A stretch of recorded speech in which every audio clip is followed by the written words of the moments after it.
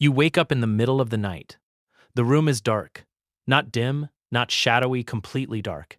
And for a second, something feels wrong. Your heart beats faster. Your breathing changes. Your body tenses. You are safe. You know you are safe. But your body does not believe it. Because somewhere deep inside you, older than language, older than civilization, older than memory, there is a voice that says, darkness means danger.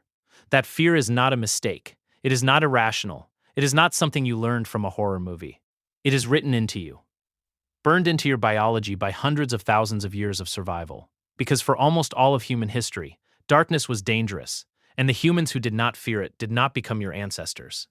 So why does darkness terrify us? Why does something as simple as the absence of light make us feel vulnerable, small, hunted? The answer is not just in your mind. It is in your eyes, your brain, your evolution, and the long, bloody story of what it meant to be human when the sun went down. Start with the body. Human beings are visual animals. We do not have the best eyes in nature, not even close. But we depend on sight more than almost anything else. Most of the information your brain uses to understand the world comes through your eyes. You navigate by sight. You recognize faces by sight. You judge distance, read emotion, find food, avoid danger, all by sight. Your brain has entire regions dedicated to processing what you see. So when you lose vision, you do not just lose one sense, you lose your primary way of understanding reality. And darkness does exactly that. It does not just hide objects. It erases your ability to know what is around you. You cannot see the edge of a cliff. You cannot see if something is moving toward you. You cannot see whether you are alone. Suddenly the world becomes unpredictable, and unpredictability is what the brain hates most. Because unpredictability kills. Your ancestors lived in a world full of things that wanted to eat them. Big cats, hyenas, wolves, bears, crocodiles, snakes. Most of these predators hunted at night. Not because they were evil, because darkness gave them an advantage. A lion sees better in low light than a human. A leopard can move silently through shadows. A hyena can track by scent and sound while you stumble blind. For a human without fire, without walls, without weapons, night was the most dangerous time. You could not see what was coming. You could not run safely. You could not fight what you could not see. So the humans who survived were the ones whose bodies screamed danger when the light disappeared. Fear kept them alive. It made them hide. It made them stay together. It made them light fires, seek shelter, stay still, stay quiet. The ones who ignored the fear, the ones who wandered confidently into the dark, they died. And they did not pass on their genes. So over thousands of generations, the fear became automatic. You do not choose to feel afraid in the dark. Your body chooses for you. Your amygdala, the ancient part of your brain that handles fear, does not wait for you to think. It sees darkness, and it assumes threat. That is why children are afraid of the dark, even if they have never been hurt by it. That is why people feel uneasy in unlit spaces, even when they know nothing is there.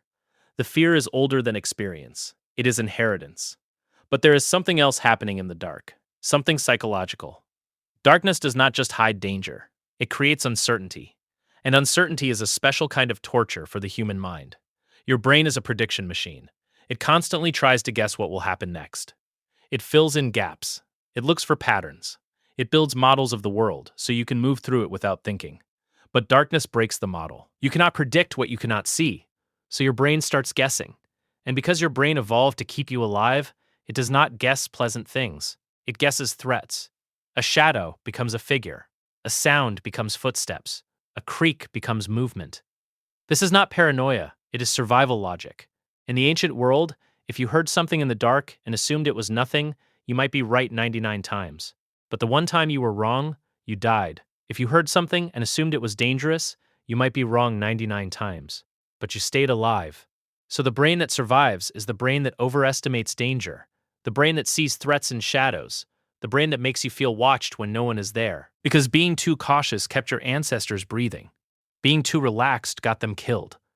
That is why darkness feels like it is watching you. Because for most of human existence, something probably was. Fire changed everything. When humans learned to control fire, they pushed back the darkness. Suddenly, night was not absolute. A campfire created a circle of light, a circle of warmth, a circle of safety. Predators stayed outside that circle. You could see faces, you could see hands, you could tell who was part of your group. Fire made night survivable. It turned darkness from a death sentence into something you could manage. And fire became sacred. Cultures around the world treated it as precious, magical, life-giving. Because it was. Without fire, night belonged to the animals. With fire, humans could claim a few hours back. But fire also did something else. It created a boundary. Inside the light, safety. Outside the light, the unknown. And that boundary is still in your mind. Even now, when you are inside a lit room and you look out a window into darkness, you feel it. The sense that out there is different. That beyond the glass, beyond the light, the rules change. You are being watched by something you cannot see. That feeling is not random. It is the same ancient boundary. Light equals known. Dark equals unknown. And the unknown is where danger hides. Modern life has tried to erase darkness. We have streetlights, headlights, phone screens, lamps in every room. We have made it possible to live as if night does not exist. But the fear has not disappeared. Because you cannot rewire 100,000 years of evolution with a light switch. Your body still knows. When the power goes out, when you walk through a dark parking lot, when you wake at 3 in the morning and the house is silent, the fear comes back. Not because you are weak, because you are human. And for humans, darkness has always meant one thing. You are vulnerable. So the next time you feel afraid in the dark, do not fight it. Do not shame yourself. Understand it. That fear is a message from every human who survived long enough to become your ancestor. It is a reminder that you are part of a story much older than cities, older than language, older than light itself. A story where darkness was the enemy, and fear was the only reason anyone lived to see the dawn.